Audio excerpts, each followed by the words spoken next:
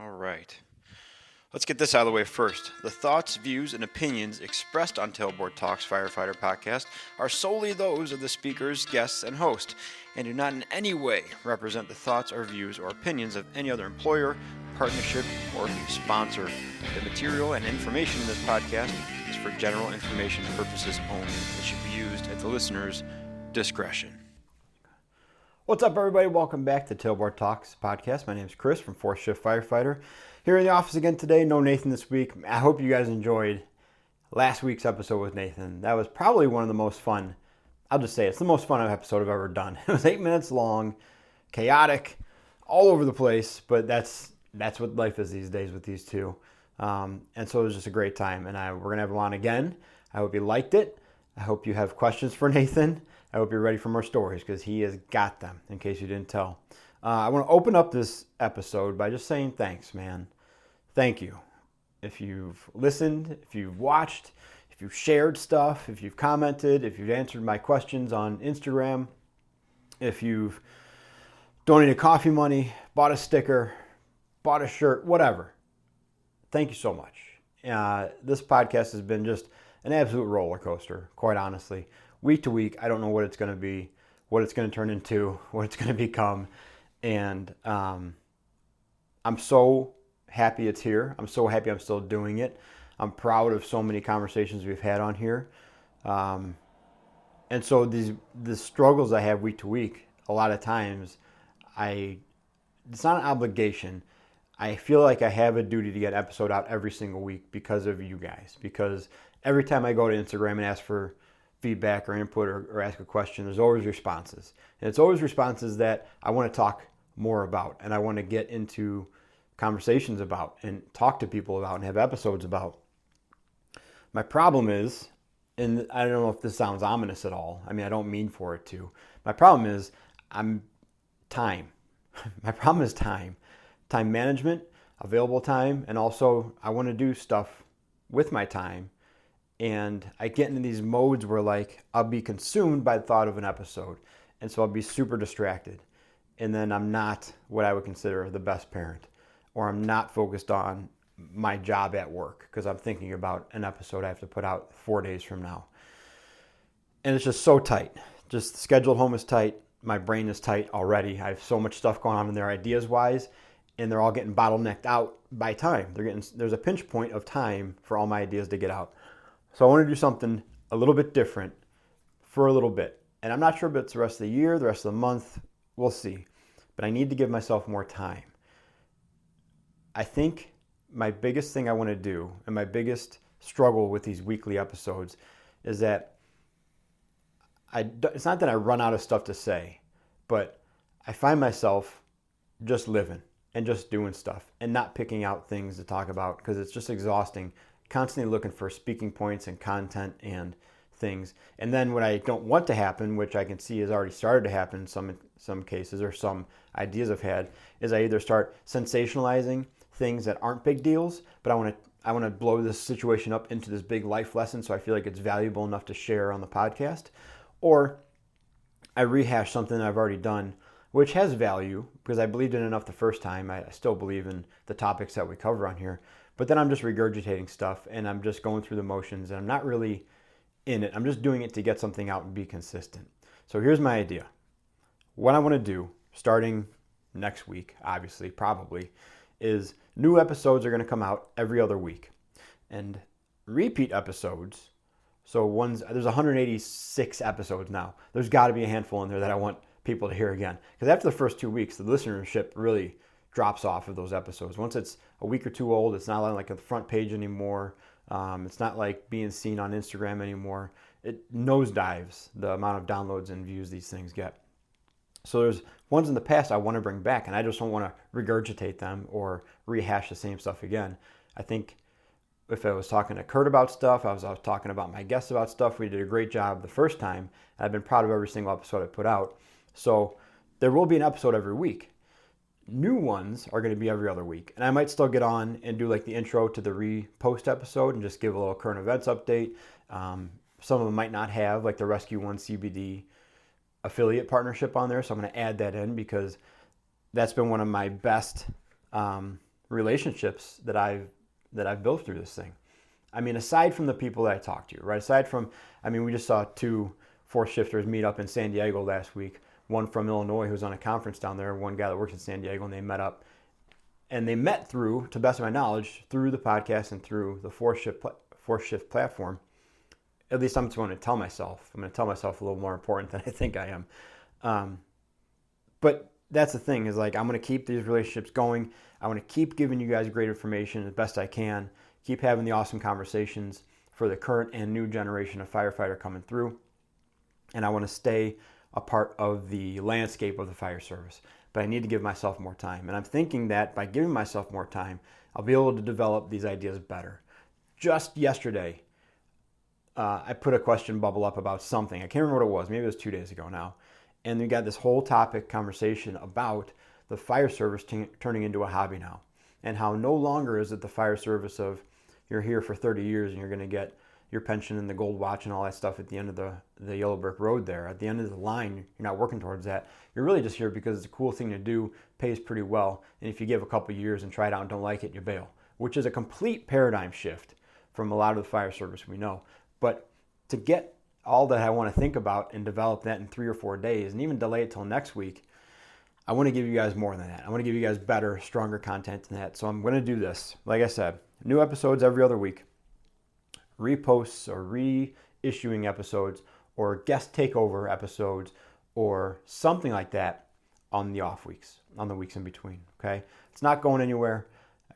I like you guys too much to leave you hanging. Even if you don't like me, even if you've checked out the podcast, it's not for you, maybe one of these topics will strike your fancy and you'll dig it. But I don't want to go away. I want to keep this thing going. We've got to figure out a way to make it work for us, right? Now, I do have a topic for today because I presented the firefighter wellness ladder to our new recruits again a couple days ago. And we had a couple talking points in there that I don't know if I've talked about on here before, but they're worth repeating because we're still in September. It's still National Suicide Prevention Month. And these are things that fall under the mental health and behavioral health side of the wellness ladder. Now, if you remember, and by the way, the PDF is done for these things. I just got to put it on the website and you'll be able to download a strength building template, the firefighter wellness ladder, and also the 14-ish, and also the daily dose. I got 4 PDFs coming at you guys. That'll be free downloads on the website, fourthshiftfirefighter.com.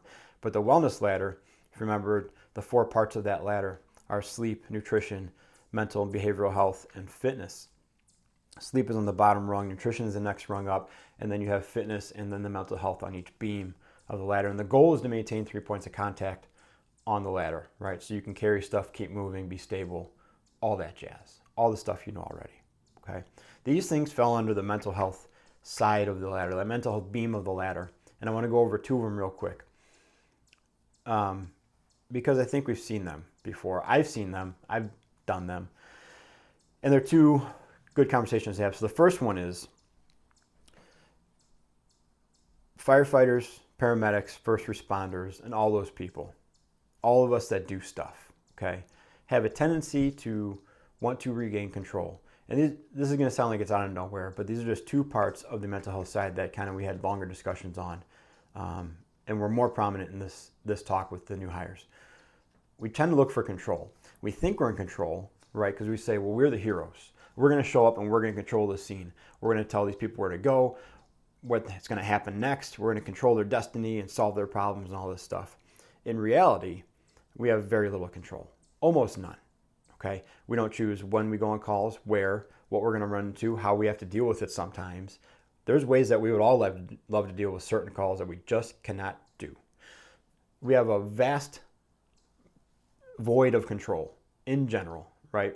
You can't even decide when you're going to eat your meals. You can decide when you want to try to eat your meals, but actually having your meals is a different story altogether, right? And so on our off days, and this is the lessons I'm trying to tell our new members now coming on, things to look out for down the road. On our off days, we try to regain control. And the easiest way to regain control is through typically destructive measures. Eating too much, drinking too much, smoking, something like that, gambling, wasting all day on your phone, not being productive. And you don't have, this isn't like the grind. We're not talking about you got to grind every day to make your life worthwhile. Nothing like that. I'm talking about behaviors that get in the way of your life. or get in the way of you doing the best you can, or even being healthy, okay? And we see a lot of that through drinking, right? Now I get to decide how much I'm going to drink. And I don't feel good when I drink, but I'm doing it to myself. I'm taking control back. The harm that I'm doing to myself is now because of me, not because of getting up 3 times overnight to go pick up someone or go deal with drunks, right? The harm I'm doing to myself with eating too much and just indulging, I get to control that. I didn't get to control my meals yesterday and it made me angry. I'm going to control that. I'm going to eat everything today. And it's not going to work towards my goals, but I get to do that to myself instead of the public telling me what I can eat and when. We grasp these things to regain control. The lesson that comes out of that is just being aware that that happens. It's not that don't ever do it, because sometimes we're not going to have a choice to do it. It's not that you're a bad person if that happens to you. It's recognizing that, why am I doing this? I don't like drinking. Why am I drinking so much? Like, making those connections in your head, having a little more awareness is the point of the talk, right? So it's not to judge, and it's not to lecture, it's not to try to have people avoid it. I mean, that'd be great, but it's also not realistic all the time.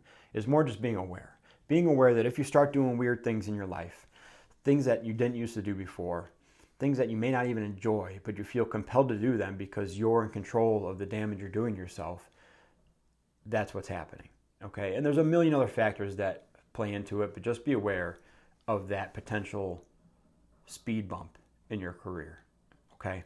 Now, the second one is a little bit of a thing I've done with that Firefighter Wellness Ladder that's not different on the PDF, because the PDF that I'm putting on the website for free, you can download it, is just simple. Okay, it's clean, it's cut, it's dry, it's simple, it's what it is. When we get into a conversation about the mental health side of the Wellness Ladder, then we talk about the distinction between mental health and behavioral health. And they're two very closely related but different things, okay? And the way I explain it to the new candidates we have is that mental health is what's going on in your brain, in your head, in here, that you see.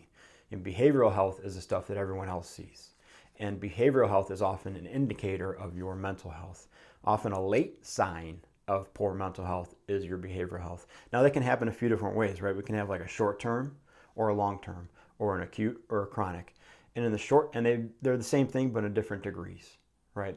So if you think about having a bad day and you're not happy and you're ticked off in the short term, that might look like isolation, right? That might look like snapping at people. It might look like shutting down. It may look like disengaging, right? Or being overly aggressive. Well, the same thing happens in the chronic sense too, but it takes a little more digging to figure out what the problem is. It's easier for me to say to someone, why are you mad today? Well, I'm shipped out of my station. I'm in charge of the ambulance. Okay, clear, defined thing there. If he was back in his station not assigned to the ambulance today, he probably wouldn't be in such a bad mood, right? His behavioral health would be different because his mental health would be different. If we're looking at long-term isolation, severe lifestyle changes, right? Now we're getting into like the almost addiction terminology, and I'm by no means a counselor, but that's when we get to talk about like things that you do that get in the way of your everyday life. Like you're missing appointments, you're late to work, your life is falling apart because of these specific actions. And like I said, I only know the definitions of them. I'm not trained to help you with them necessarily or counsel you out of them. Then it takes a little more digging, right? Then in terms of like, what can we do to get below the surface? And it's all this stuff if you've gone through promotional testing or you've been in office or anything like that. It's like digging. Okay, I know you're snapping at me today and you slammed the dishwasher. Is that because something else is going on, or you just hate this dishwasher, right? The behavioral health stuff we put out is going to be looked at in the acute sense is like no big deal, it's a bad day, or in the chronic sense is like this is stuff we got to pay attention to. What this falls back on with both these things,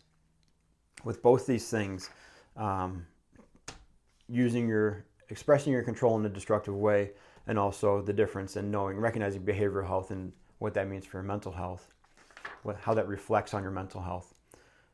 The main thing we drive home with this conversation with the new people is that your closest relationships are going to be the ones that bring this up to you, okay? If I just sit there and I stew all day in my brain and my mental health is garbage, but I cover it up like a good first responder and I compartmentalize it and I don't let on, right? Katie's none the wiser. She can probably still tell, but until I start yelling at the kids or not doing things I like doing or snapping at her or drinking more or something like that. Those are the behavioral changes that she's going to notice.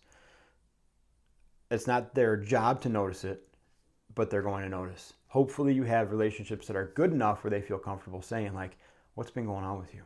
Why are you so angry? And Kay will do that too. She's like, do you just need a break? If you had too much stimulation in your brain today that you need to go away for a little bit? And of course I'll say no, because I don't want to admit to it, right? So I'll just dig myself deeper and deeper in this whole frustration, whether it's the kids or whatever we're doing. But the lesson that comes out of all this is the importance of the relationships that you have around you and your support system, whether it be your crew, your friends, your spouse, your significant other, whatever. Try to surround yourself with people who are comfortable enough, honest enough, and trustworthy enough that when they come to you and say, there's something going on because I've noticed these things, that you don't just have to disregard them immediately or put up a front or let your ego get in the way and say, nah, this person doesn't know what they're talking about. I don't want to show weakness, so I'm going to say no. May have it be someone in your support system that when they say something, you're like, well, crap, probably, right? So just 2 points that we got into with the new hires, right? 2 points to be aware of for new firefighters, 2 points to be probably familiar with if you're a vet and you've been in the fire service for a while. You may have seen these things before. You may have encountered them. I know I can tell you I've done them, both. And it's tough, man. Like I said, this is not a talk or a lecture or anything to have you 100% make sure this never happens or tell you that now you're aware of it, you can avoid it at all costs. It's more so just knowing that if you start to notice these things and you see your behavioral health change, maybe you can tie it back to an issue with your mental health and get the help you need and talk to the people that you trust. If you start to see that you're trying to regain control by doing all these destructive measures, maybe you can just be aware of it enough to say, what am I doing? What am I doing? I got to talk to somebody. Or now I'm aware of it. Now I can try to take steps to mitigate it a little bit, right? Be realistic with yourself. Be honest with yourself. Be a little bit kind to yourself, okay? These aren't things that you'd normally be doing if you didn't have this job. A lot of the times, this job turns us into people and has us do things that we would not typically do otherwise if you're just working for the bank, okay? But it also gives us a lot of opportunity, a lot of experience, a lot of friendships, and a lot of good things, okay? We're going to have to take the good with the bad. And that's just kind of the way it is sometimes, but we're getting so much better now at having ways to deal with the bad that the good actually stands a fighting chance, okay? I really do believe that. I really do believe we're getting to a point where the good things are not completely drowned out by the bad things of the fire service. It is going to have to start with us, though, the ones that are struggling the most, to make sure that that balance stays even, okay? Guys, thanks so much. Thanks so much for listening. I'm sorry if I got a little off topic on that. I had far more detailed and clear bullet points written down, as always, and I skipped around a bunch. I think the point got lost, but hopefully you picked something up in that. If you like what I'm saying, if you like the show, if you liked last week's episode with Nathan, you can clearly see why I put a Buy Me a Coffee button on the website and on the show notes. That guy is a monster, and I love him so much, but we need coffee.